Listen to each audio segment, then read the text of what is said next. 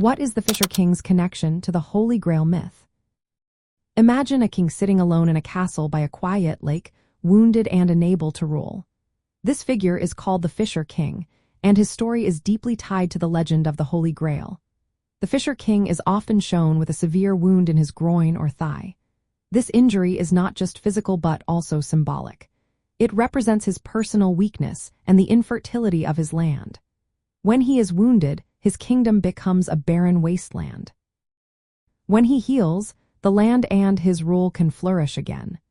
This connection between the king's health and the land's fertility links the story to ancient fertility myths and Christian ideas of redemption. In Arthurian tales, the Fisher King lives in a castle called Corbinic. He spends his days fishing in a small boat, unable to do much else because of his injury. The Holy Grail, which is often described as the cup used by Jesus at the Last Supper, or the vessel that caught his blood during the crucifixion, is kept under his protection. The king's wound is seen as a curse or sin that must be healed for everything to be restored. The quest for the Holy Grail is about finding this healing.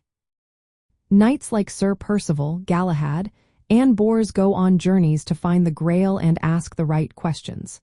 When they succeed, the Fisher King is healed, and his land becomes fertile again.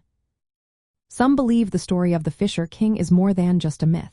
It might encode secret knowledge about spiritual wholeness and divine kingship. His wound and the desolate land could symbolize society's fractured state, waiting for a special person to bring harmony. The Holy Grail itself is seen as a symbol of divine knowledge or eternal life. Throughout history, secret societies and mystics have been fascinated by this idea, believing the Grail holds hidden truths. The story of the Fisher King and the Grail continues to inspire many theories about sacred relics, spiritual power, and the mysteries of ancient traditions.